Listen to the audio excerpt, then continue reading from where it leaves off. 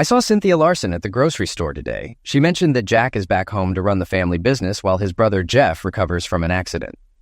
Brenda Johnson told her daughter Laura. Jack? Laura asked, shoving a can of peas deep into the pantry. Yes, Jack. Remember him? Your husband, or ex-husband. I'm not sure. Is he still your husband? Mom, you know I don't like talking about Jack. I don't know if we're still married. I've never received any divorce papers, Laura reluctantly admitted. You've never filed for divorce, have you? Brenda persisted. No, I haven't, Laura replied, looking at her shoes. He left. I thought he would file. Your situation is the strangest I've ever seen, Brenda declared. He left 6 years ago. No calls, emails, or letters. You can't still love him, or can you? Laura lowered her eyes but said nothing. Oh no, her mother exclaimed. Don't tell me you accept this. He abandoned you. It's his fault. Divorce him since he's back in town.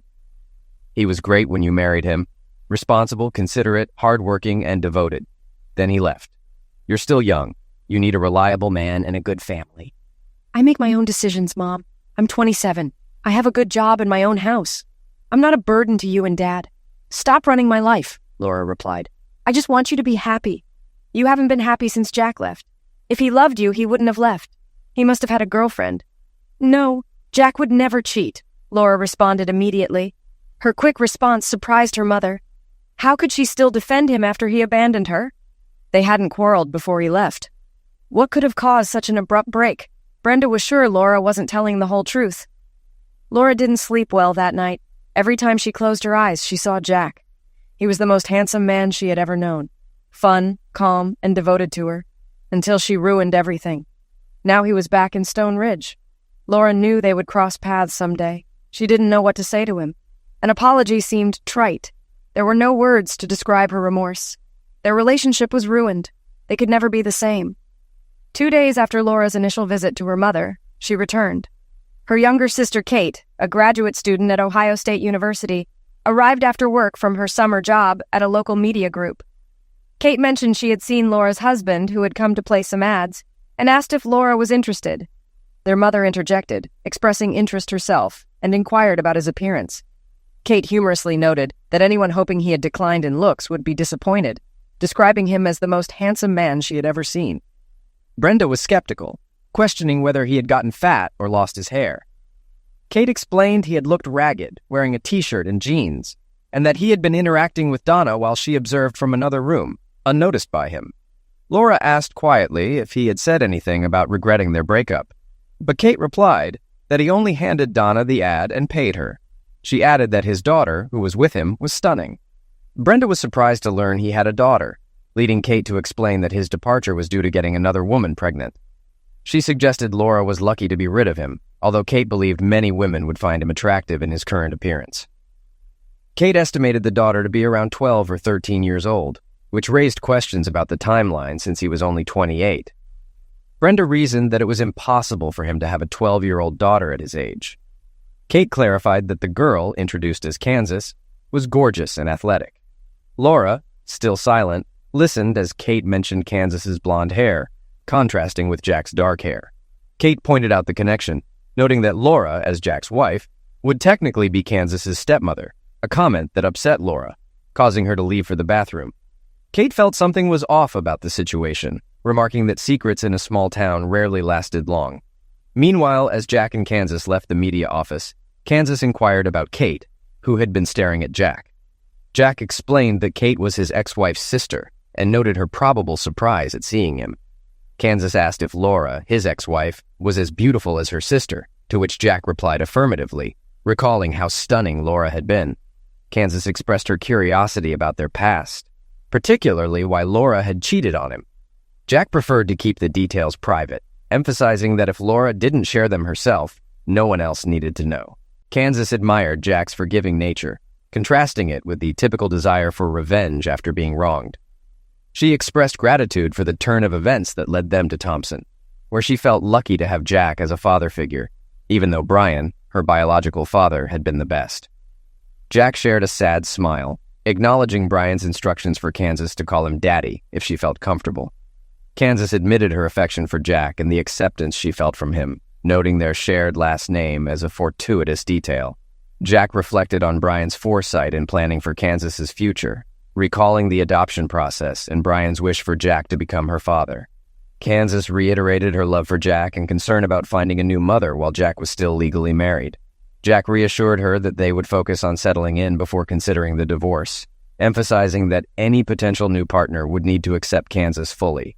In a heartfelt moment, Kansas hugged Jack, and he reassured her of his unwavering love and commitment, reminding her that she and her future children would always be his family. Jack explained to his mother what topics were off limits when he and Kansas moved in. He would help with the family construction business, but wouldn't tolerate interference in his personal life. His mother, Janet, agreed surprisingly quickly. While washing up, Jack overheard Kansas talking to Janet.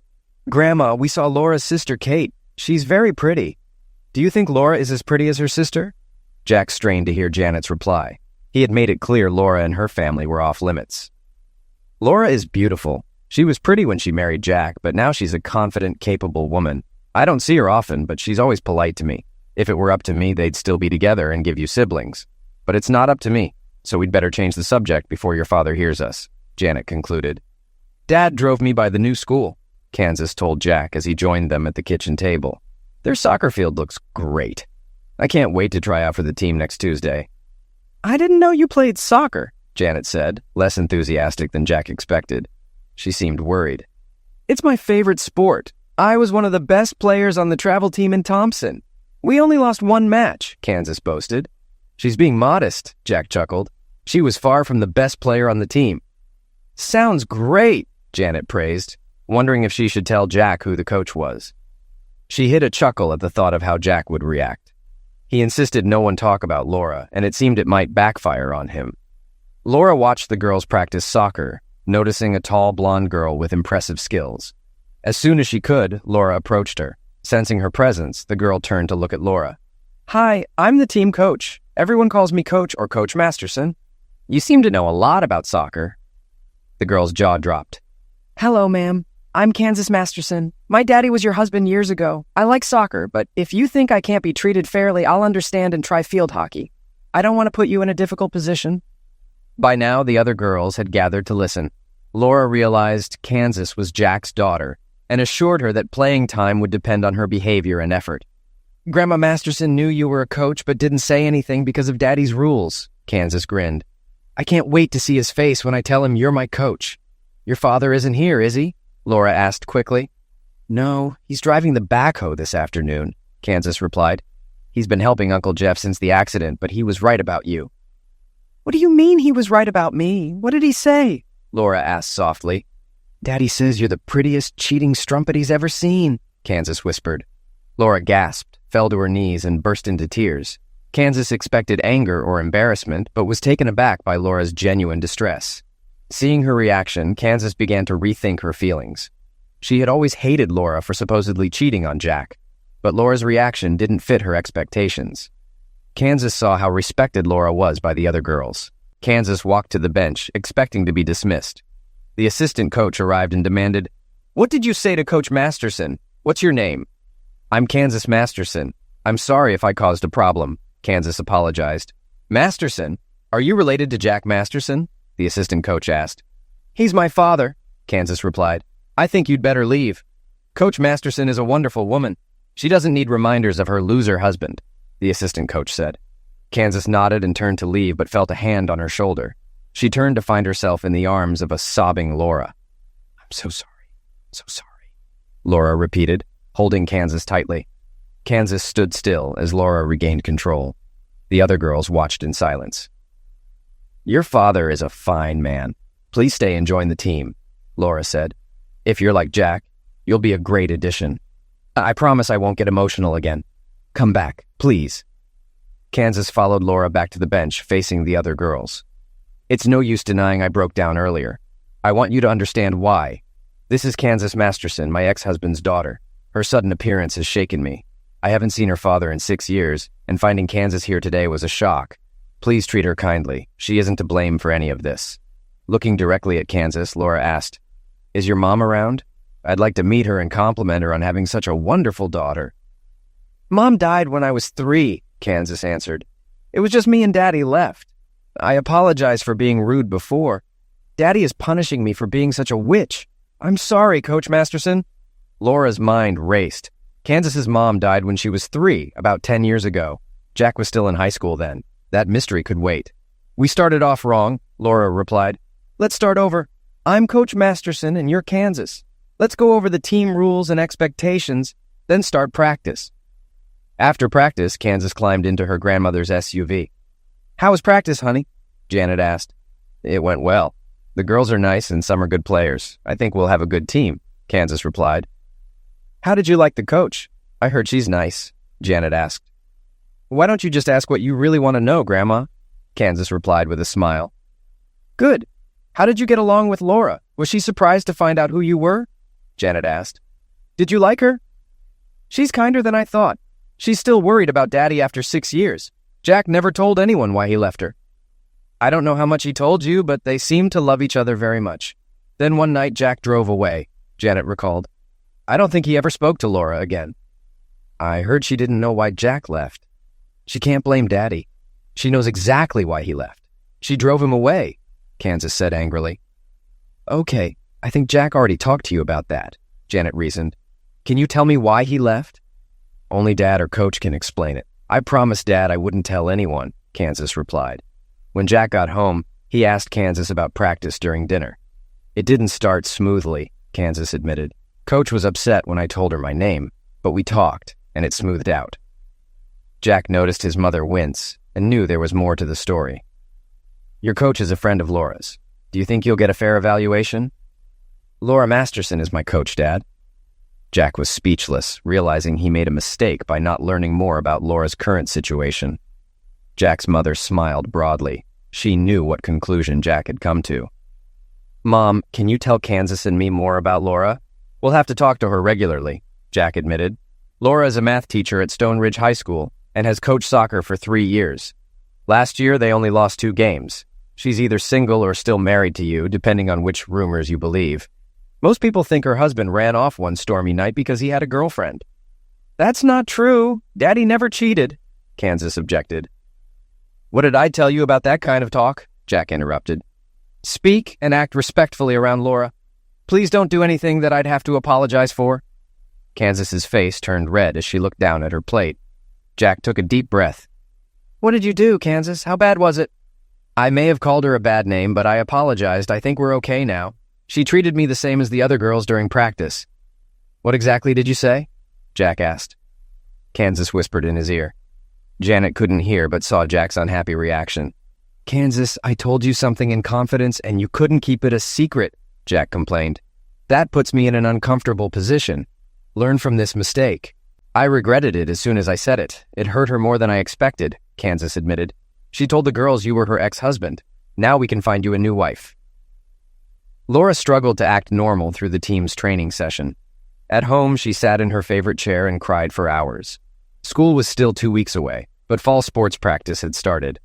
Laura still had to get ready for soccer practice, even though she didn't have to teach. As she rushed to her SUV to get her team gear, she almost collided with Jack Masterson. Hi, Laura. Can I talk to you? I want to apologize. I guess, Laura replied, though she found the idea of Jack apologizing to her ludicrous. Is there a problem? Kansas told me what she said yesterday. It was wrong. I tried to raise her better. I shouldn't have told her why we broke up. She and my cousin Brian are the only ones who know, Jack said. She's young and wanted to hurt you. Laura couldn't help but notice how good Jack looked in a simple t-shirt and jeans.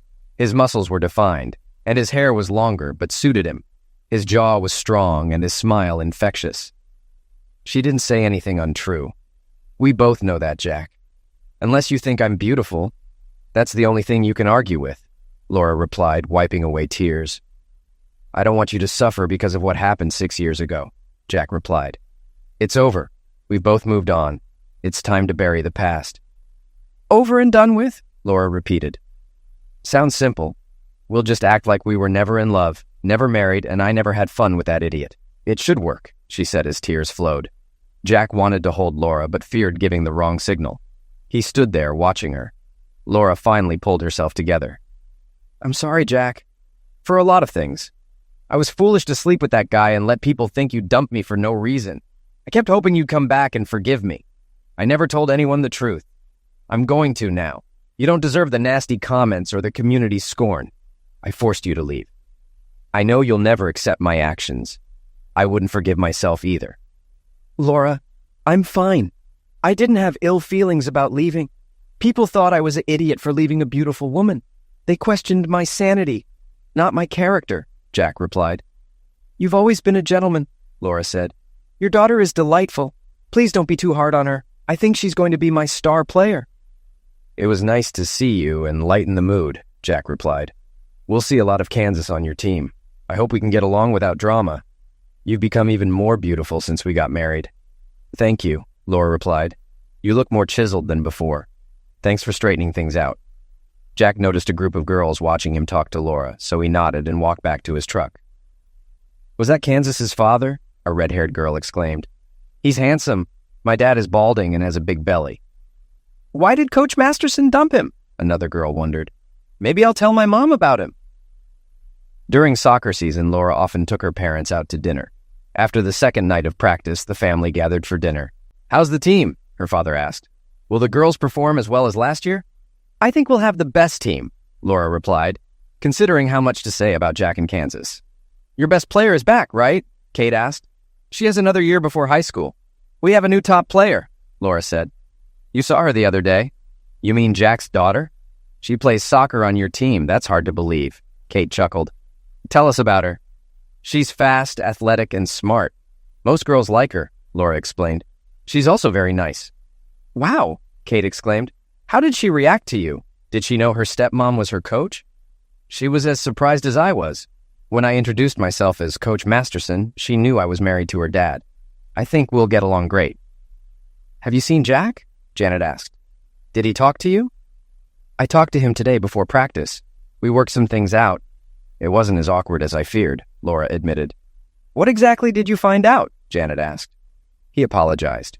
We had a mature conversation without accusations. Jack was a gentleman, Laura admitted. He even said I was prettier than when we got married.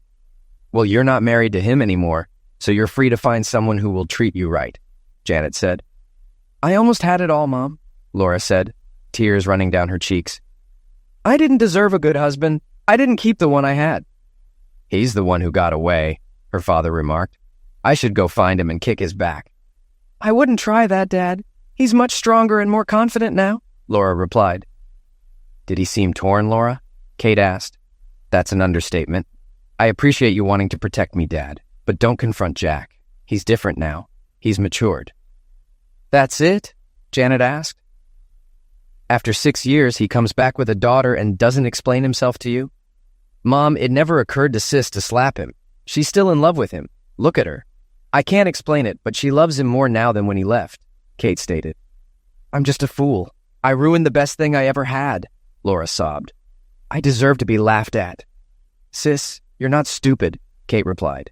If you still love him, I'm on your side. I want to see you happy again. There's nothing anyone can do. He divorced me. We'll never be together. Help me accept that it's over. Kate hugged her sister. She decided to talk to Jack and see if they had any chance of being together again. The next morning, Jack was giving orders to his men when Kate walked in. The men knew about his history with Laura and remained silent as she approached. What can I do for you, Kate? Jack asked professionally. I want to take you to lunch at Ellie's. Meet me there at noon. Jack agreed, not wanting to refuse in front of others. He always liked Kate and didn't mind having lunch with her. Kate was already seated when Jack arrived. She stood up and hugged him. Thanks for coming, Jack. You look great. You've become a beautiful woman, Kate. It's good for my ego to be seen with you, Jack replied. You've always been a gentleman. Let's order and catch up. I have a lot of questions, Kate admitted. First, how did you get so fit? Once they ordered, Jack began answering Kate's questions. When I left Stone Ridge, I visited my cousin Brian. We had chatted on Facebook, and he was always friendly. Brian's wife, Anna, had died a few years earlier. Kansas was 7 when I first met her. Brian was diagnosed with cancer 18 months ago. We became close, and he decided to help me legally adopt Kansas before he died. We finalized everything just before he passed away, Jack explained sadly. Oh, Jack, that must have been hard. Kansas is a terrific girl. It's amazing a single man could adopt a teenage girl. I've heard how difficult that is, Kate said. I didn't know Laura had divorced me, so I indicated on the paperwork that I was married. Kansas is my life now. I can't imagine not having her. She worries about the adoption and wants to help me find a wife, Jack replied.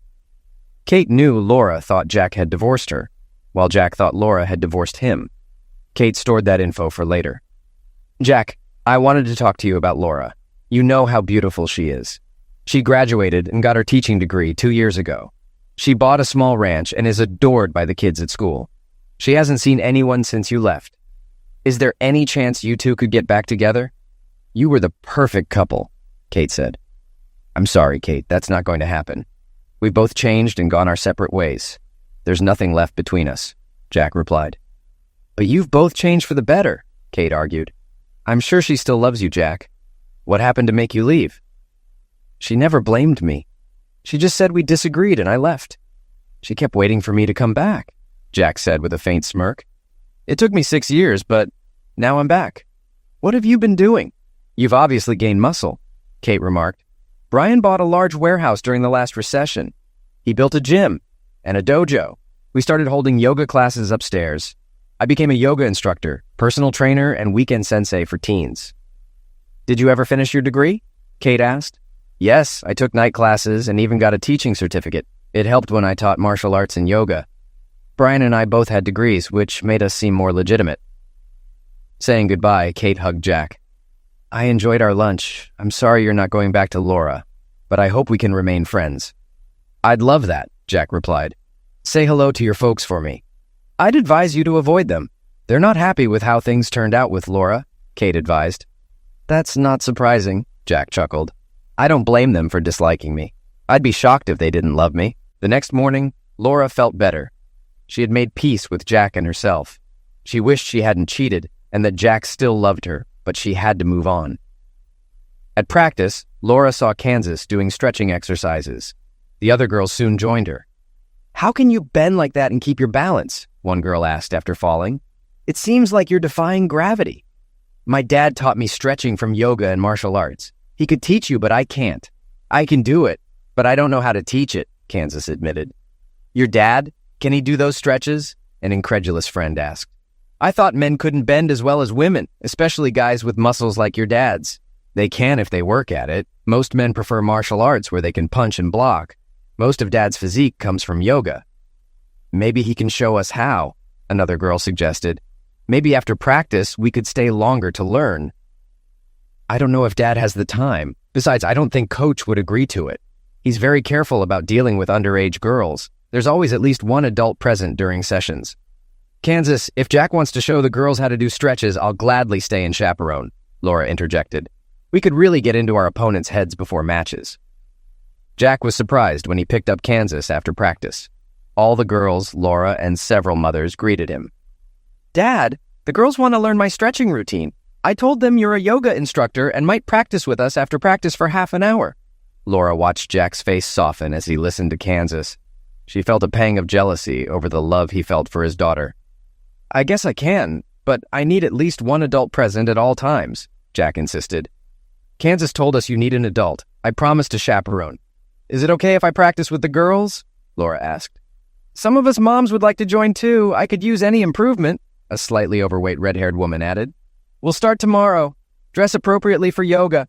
I'll be teaching the girls, who will probably progress faster. The moms shouldn't be upset if the kids advance quicker, Jack warned. Jack never managed to keep his yoga sessions under an hour. The girls practiced hard, aiming to match Kansas's grace and strength. 3 single moms also showed up faithfully, clearly interested in more than just yoga.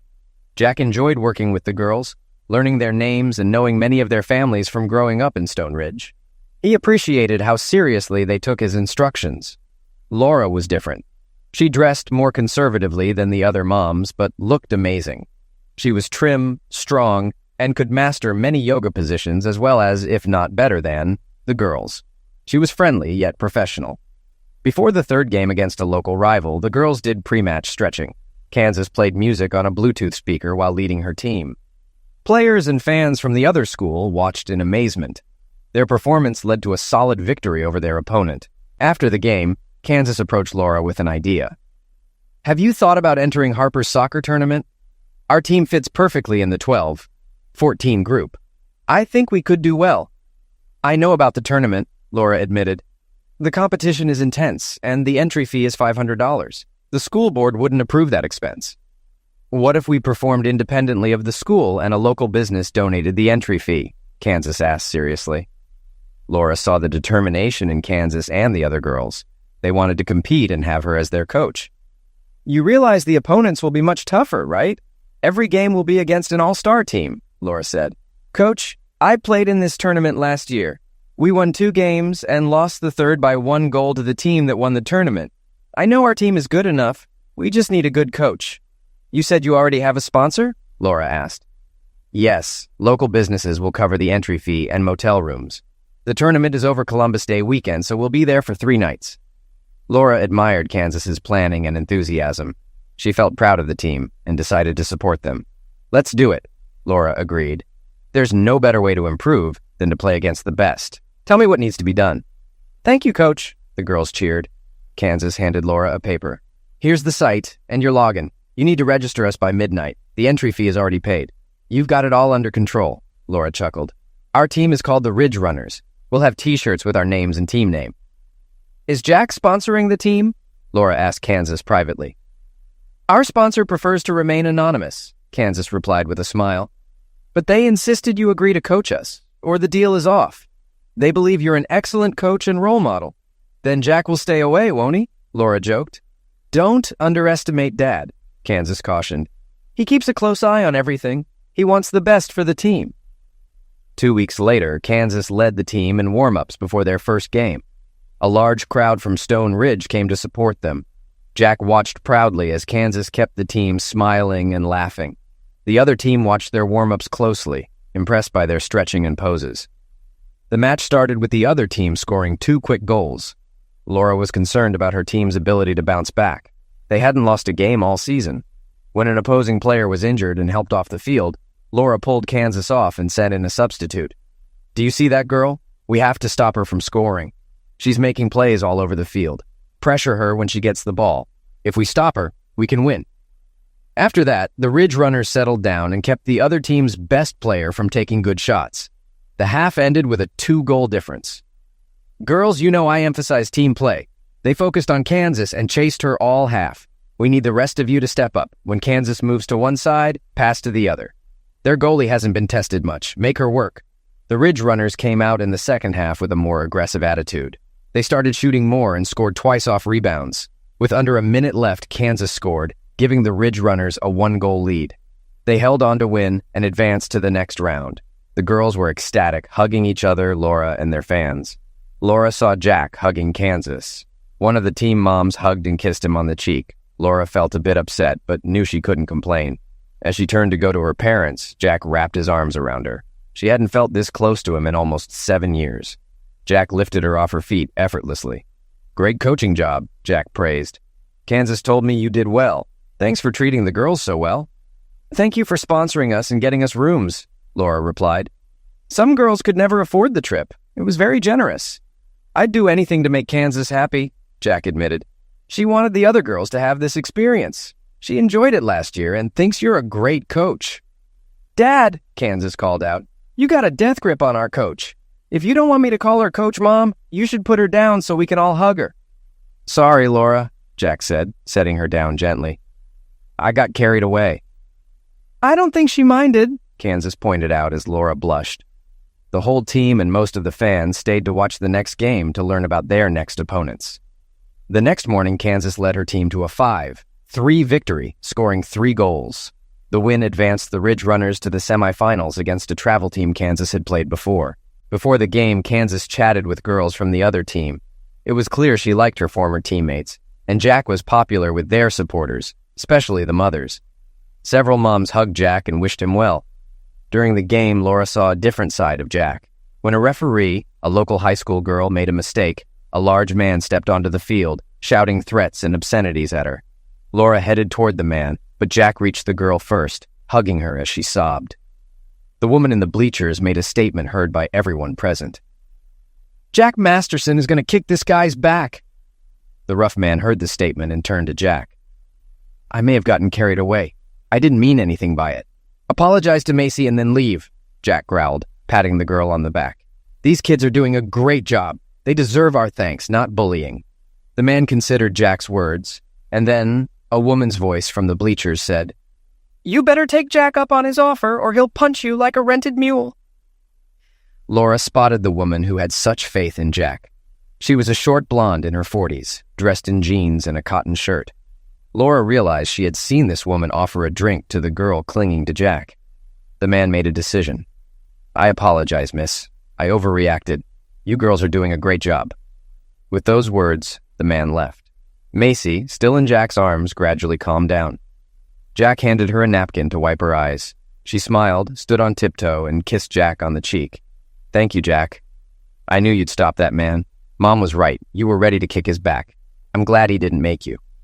Macy returned to the field while fans and players clapped and cheered. The officials discussed how much time remained and who had possession when play resumed. Macy's mom explained to the other fans that Macy had gone to Jack's dojo last year. "She thinks Jack hung the moon, and I can't argue with that. No one can insult a woman when Jack is around. Rick Jefferson is a pretty big guy and known to fight."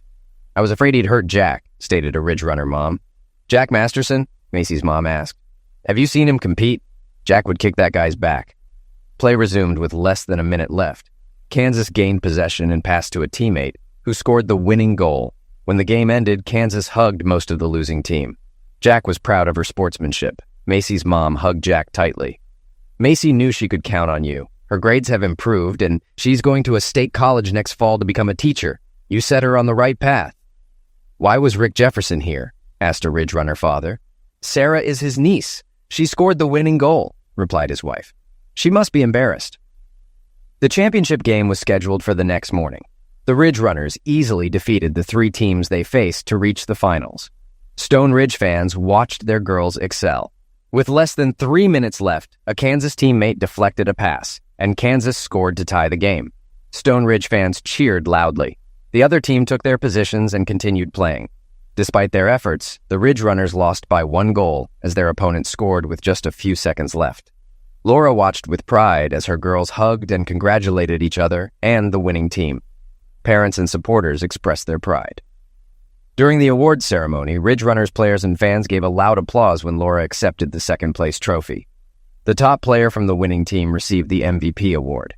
Kansas proudly displayed the sportsmanship trophy to her team and fans.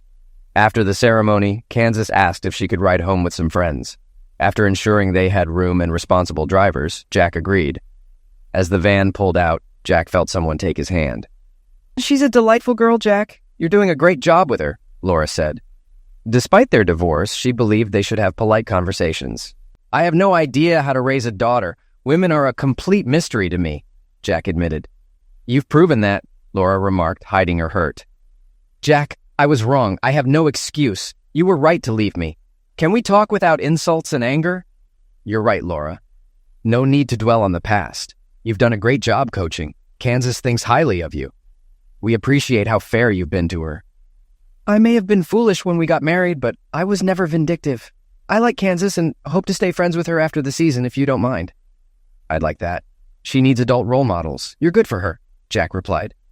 "You've done well with her," Laura said. "Everything I've heard about you is positive." "Since returning to Stone Ridge, yes. Before that, not so much. I've learned from my mistakes." "Your parents are watching us. They look upset," Jack noted. "Yeah, they blame you because I never told them why you left," Laura admitted. "They're good parents. It wouldn't have helped them to know. Thanks for talking to me. You're a good person, Laura." Later, Laura headed home with her parents. "What did you and Jack talk about?" Brenda asked. "Family. I told him he's doing a great job with Kansas. He said you are great parents," Laura replied. "Did he say that before or after seeing us shooting daggers at him?" Janet asked. "After. He understands why you dislike him," Laura said. "I don't see how he can be so reasonable except about his marriage," her father grumbled. 3 days later, at dinner, Kate noticed Laura was in a bad mood. "What's wrong, sis?" "Sarah Jefferson told me her Uncle Rick reported Jack for lying on the adoption paperwork, claiming he was still married to me.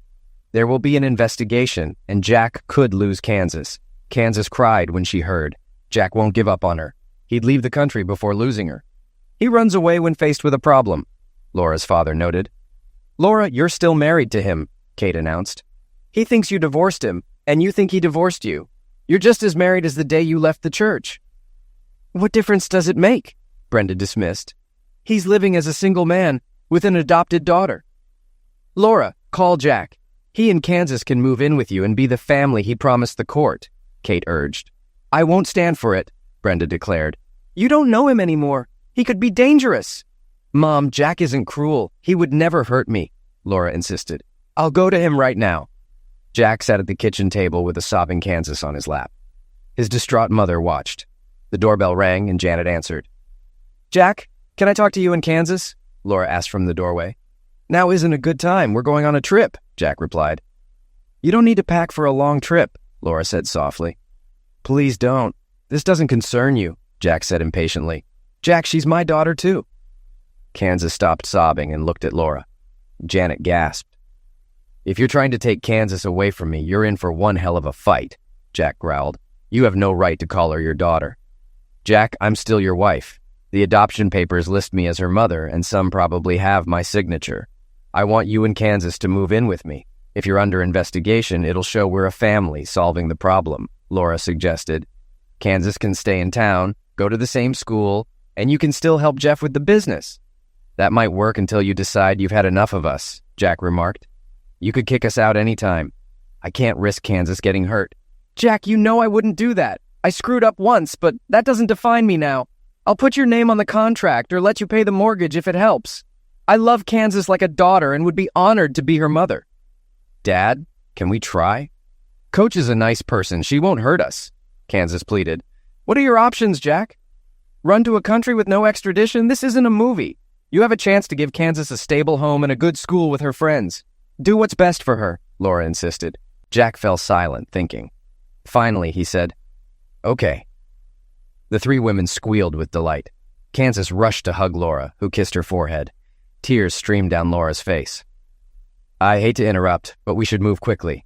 We don't know when officials might come," Jack announced. "Let's see your house and plan." "Of course. Follow me to my house," Laura agreed. "Can I go with Mom?" Kansas asked. "Mom," Jack repeated. "Sure. Why do I feel like I've lost control?" "You only have 2 bedrooms," Jack noted, looking around Laura's house. "How will it work?" "Simple math," Kansas said with a grin. 2 share a room, 1 gets their own." "I'm not sharing a room with you, Kansas," Jack stated. "Of course not," Kansas agreed. "I'm a teenage girl and need my own room. You and Laura are married, so sharing a room shouldn't be a problem." "We're pretending to be a normal family," Jack replied. "Sharing a bed goes beyond that." "Is it that hard?" Laura interrupted. "Kansas should have her own room. You and I can share mine. I have a double bed so you can keep your honor intact. I'll give you space in my closet." Jack and Kansas moved in before 11 p.m. Laura was moved to tears when Kansas asked her, "Can I call you Mom? If it becomes a habit, it will seem natural if someone checks on us." "Honey, nothing would make me happier," Laura whispered, tears in her eyes. "What about school? What do I call you there?" Kansas inquired. "I'm going to be your mom anyway, so it'll be okay," Laura replied. "I don't think that's a good idea," Jack cautioned. "We need to act like we've been a family for a long time. If Kansas called you Coach last week, she should continue that." "I'll be the only one going home with my mom after practice, helping her cook dinner and cleaning the house," Kansas promised. "I can't wait to be part of a real family." Jack was about to warn Kansas not to go too far when Laura caught his eye and shook her head. Jack climbed under the covers. "You sleep in pajamas now. You used to sleep undressed." "I try to be a gentleman since Kansas started living with me," Jack explained. "I won't call the police if you accidentally touch me in your sleep," Laura replied. "If you forget who I am and act accordingly, I won't complain." "Thank you, Laura. It's hardly a problem," Jack assured her, turning onto his back and falling asleep. Jack woke up at 5 in the morning. He noted that he was still on his side of the bed. The next evening, Laura stopped by her mother's house after soccer practice. Kansas followed her in and stood before Brenda. "Your daughter is my mom now. Can I call you Grandma?" Brenda's resolve to show disapproval dissolved. "Of course you can," Brenda exclaimed, hugging Kansas. "Would you like some milk and cookies?" "Mom's heart is melted already," Kate joked, hugging Kansas. "I'm your Aunt Kate, and you're my favorite niece. We're going to have so much fun." "I'm getting a new grandmother and aunt," Kansas replied with a smile. "Hopefully we'll spend more time together. Dad knows Grandma doesn't like him, so we'll meet when he's working." "I really like your dad," Kate replied. He's a handsome man. How did he and your sister get along? Okay, I guess. They spent half an hour working out their rules for the bedroom. I don't have a normal family yet, Kansas added meaningfully. Do you think there's a chance? Kate asked. Dad's quite the catch, and Mom looks amazing. I think there's a chance, Kansas admitted as Laura blushed. You're not thinking of going back to Jack, are you? Brenda demanded. That's not the point, Mom.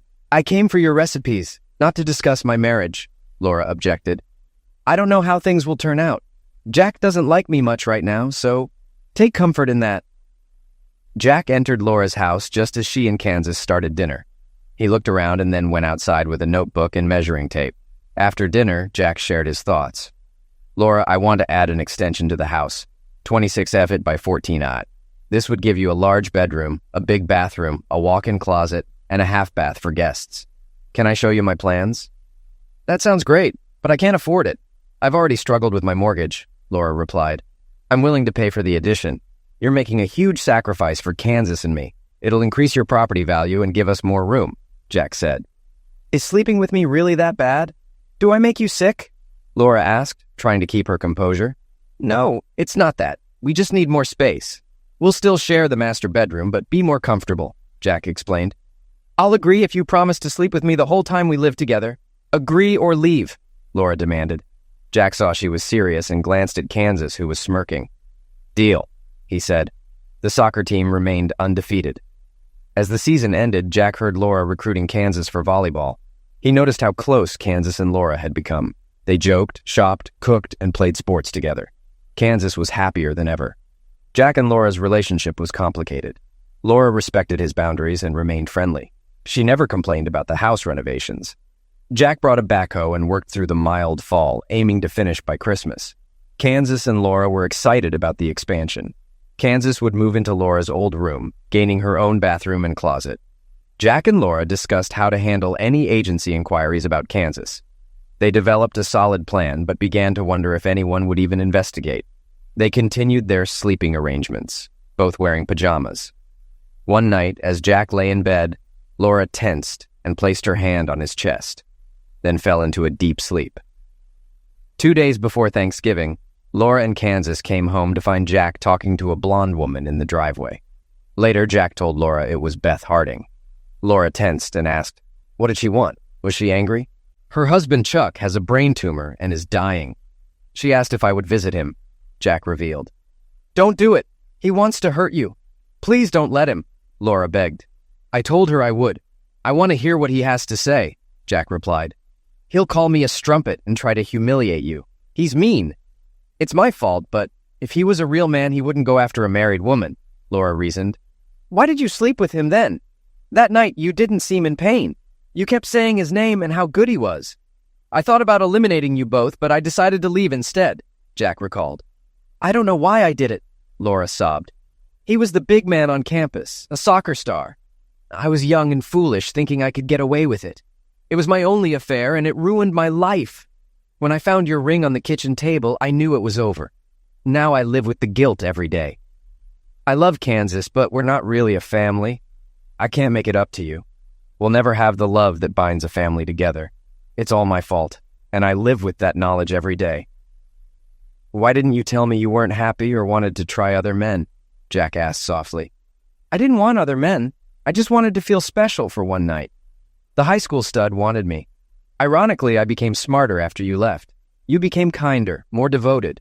Believe it or not, that was the last time I had physical engaging, Laura said. You're the only man who ever made love to me. I now know the difference between love and physical engaging, and it's huge.